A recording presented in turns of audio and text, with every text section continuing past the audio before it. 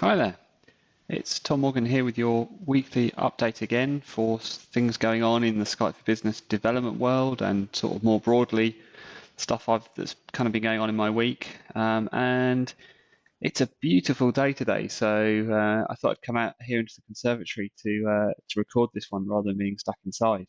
It's very spring-like here in the Northern Hemisphere. We don't get an awful lot of really good days like this at this time of year, so it's you got to make the most of them, right? So I thought I'd come out here and do this.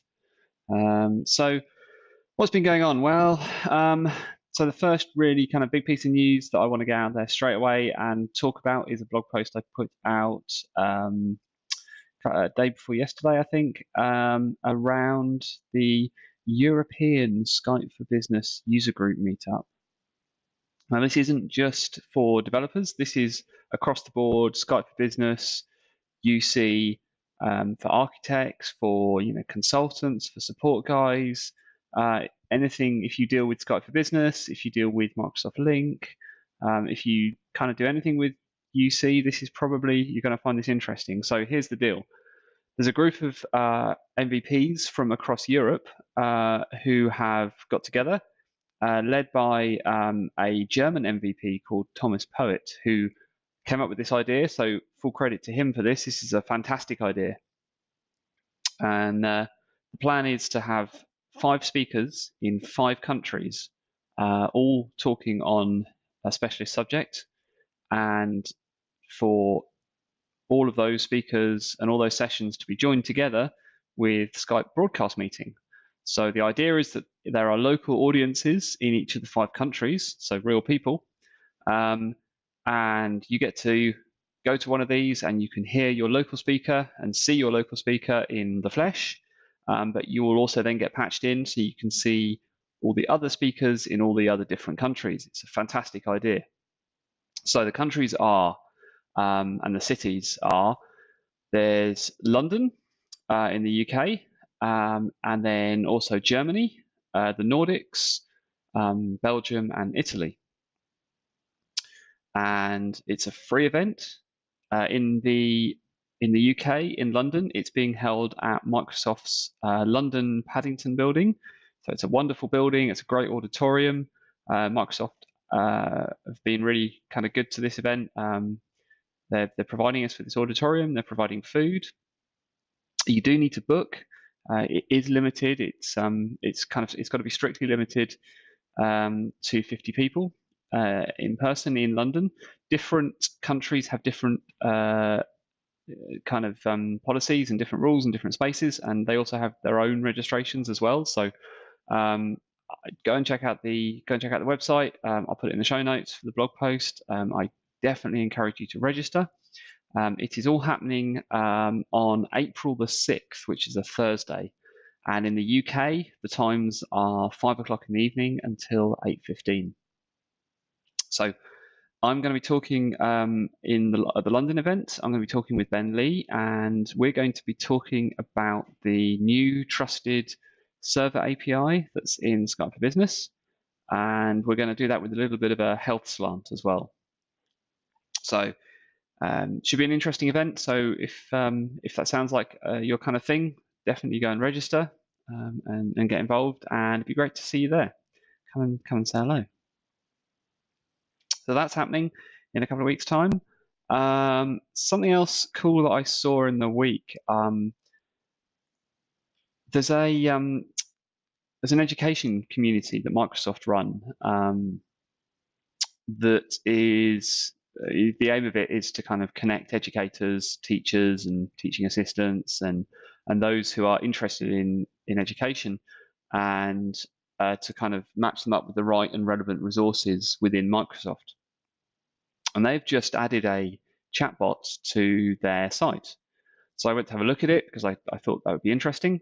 There's a good blog post about it, and you can actually play with it yourself. If you go to education.microsoft.com, you can actually see it and take it for a spin, which I did, which is it's pretty good. So I think it's built on the bot framework. It's a good example of a good user flow and a good way of managing users through that experience using bots. So it uses a lot of choose your direction now. So, are you interested in these 4 things, rather than being completely open world? And that's good, because it helps people find what they're looking for faster. And anything that does that is good, and especially something like that education website, where there's a ton of different resources and a ton of different things, and I can imagine that it would be really hard to try and find what you're looking for. So that's to be applauded. That's excellent. So what else have we got going on? So the Office Developer Program. So if you don't know about this, it's great. It's Microsoft provided resource for Office 365 developers. It's a thing you sign up to, and you can then participate in events, so virtual events, in-person events. You get a ton of Office hours, which are set aside time to meet with Microsoft engineering. You get invited to events. You can win things. You get a free Office 365 developer subscription, which is not to be sniffed at. You get access to online training, and you also get previews and insights into what's coming. So that could be pretty interesting as well. So there's a join link and then a blog post. I'll put that in the notes as well. It's really good to see Microsoft putting the effort in to kind of look after 365 devs. It's an encouraging sign, I'd say, that if you're in this space, it's probably a good space to be in, because if it's where Microsoft are throwing money for resourcing and training and events and things, then it's a pretty good bet that they think it's the future. So that's good. What else is going on? Enterprise Connect is next week. That I'm only mentioning that because it's usually a good place for announcements. So it's one to keep an eye on for UC announcements. You can expect the other kind of big vendors to have announcements as well. Often Microsoft hold back an announcement for Enterprise Connect, so it is kind of worth just keeping an eye on, even if you're not interested in all that kind of businessy stuff. It's often where the announcements come from, so definitely worth keeping an eye on. And then I think the only other thing that came out of this week was a Stack Overflow developer survey. So this is interesting, because kind of Stack Overflow is, everybody knows Stack Overflow, right? If you're a developer, it's the go-to place. And they ran a survey recently, so it's interesting to look at results and kind of see what's going on, see what the state of our industry looks like. So Stack Overflow talked to 64,000 developers, and what they've done is they've publicly put out all this information, all this sort of demographics and statistics about who uses their site, what kind of developers people identify as, kind of demographics, how long they've been learning to code, and they call out some interesting trends and interesting movements going on in the kind of developer space. So that might be interesting to you kind of as a developer. It's always interesting to see where you kind of fit along the spectrum of other developers and other things that are going on in the world.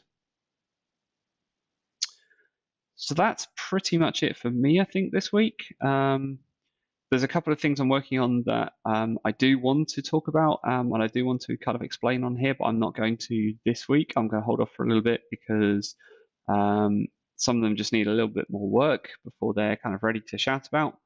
So I kind of want to get that done and then talk about them. And there's some interesting things going on in the Skype for Business development space. It should be another good week next week. Whatever you're doing, have a great weekend, and have a great week next week.